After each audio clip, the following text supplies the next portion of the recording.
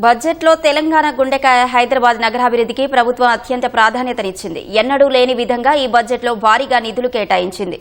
GHMC, HMDA, జలమండలి, metro రైలుతో పాటు మూసీ ప్రక్షాళన, HCT, fourth సిటీల అభివృద్ధిపై ప్రత్యేక దృష్టి సారించింది.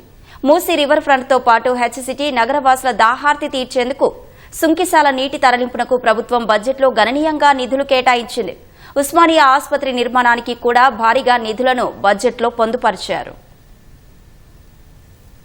రాష్ట్ర రాజధానిపై బడ్జెట్లో ప్రభుత్వం వరాల జల్లు కురిపించింది. హైదరాబాద్ మహానగరాభివృద్ధి కోసం ఎప్పుడూ లేని విధంగా 10,000 కోట్లకు పైగా కేటాయించింది. దేశంలోని ప్రధాన నగరాల్లో ఒకటైన హైదరాబాద్ అన్ని రంగాల్లో శరవేగంగా అభివృద్ధి చెందుతున్న దృష్ట్యా ప్రజలకు మెరుగైన సేవలను అందించేందుకు నిధులు కేటాయింపుపై ప్రత్యేక దృష్టి సారించింది. పారిశుద్ధ్యం, మురుగునీరు, తాగునీటి వ్యవస్థలు గత 10 ఏళ్లలో అత్యంత నిర్లక్ష్యానికి గురైనట్లు విమర్శించిన ప్రభుత్వం మితిమీరిన కాలుష్యంతో మూసీ, హుస్సేన్ సాగర్ విషతుల్యంగా మారాయని తెలిపింది.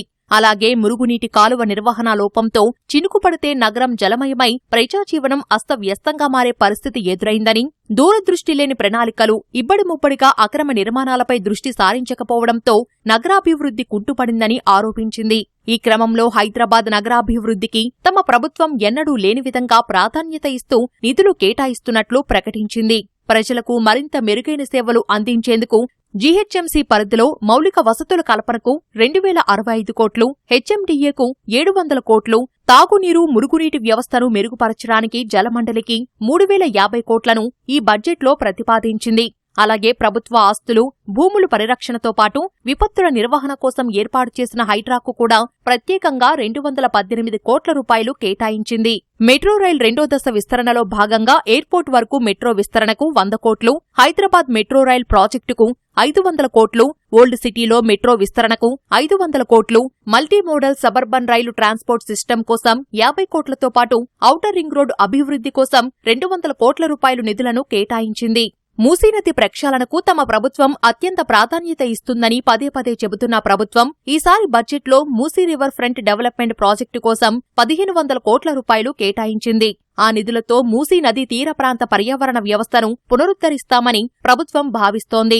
ఈ ప్రాజెక్టు వల్ల సుమారు 110 చదరపు కిలోమీటర్ల పట్టణ ప్రాంతం పునరుజ్జీవం అవుతుందని, అలాగే నదీ తీర ప్రాంతంలో కొత్త వాణిజ్య, నివాస కేంద్రాలు వెలిసి పాత చారిత్రక ప్రాంతాలు కొత్తదనాన్ని సంతరించుకుంటాయని ప్రభుత్వం ఆశాభావం వ్యక్తం చేస్తోంది. రాష్ట్రంలో పేదల దవాఖానాగా గుర్తింపు పొందిన ఉస్మానియా ఆసుపత్రి భవనాల నిర్మాణానికి ప్రభుత్వం బడ్జెట్లో ప్రత్యేక కేటాయింపులు చేసింది. ఇటీవలే గోషామాల్ స్టేడియంలో భవనాల నిర్మాణానికి గాను 2,700 కోట్లు ఖర్చు చేస్తున్నామని ఆర్థిక శాఖ మంత్రి భట్టి విక్రమార్క బడ్జెట్ ప్రసంగంలో వెల్లడించారు. నగరంలో ట్రాఫిక్ నియంత్రణ, మౌలిక సదుపాయాల కల్పనకు హెచ్సిటీ ఏర్పాటు చేయనున్నారు. నగరం శరవేగంతో అభివృద్ధి చెందుతున్నందున తదనుగుణంగా ప్రధాన మౌలిక సదుపాయాలతో పాటు నగరంలో పెరుగుతున్న ట్రాఫిక్ నియంత్రణకు హెచ్సిటీ ప్రణాళికలో భాగంగా 31 ఫ్లైఓవర్లు, 17 అండర్ పాస్లు, 10 రోడ్ల విస్తరణ పనులు 7,032 కోట్ల రూపాయల అంచనా వ్యయంతో ప్రారంభించాం. 150 కోట్ల రూపాయలతో సుందరీకరణ పనులు కూడా చేపట్టాం. ముచ్చర్లలో యంగ్ ఇండియా టెక్నికల్ యూనివర్సిటీ ఏర్పాటు, 200 ఎకరాల్లో ఏఐసిటీ ఏర్పాటుకు ప్రణాళిక రూపొందించారు.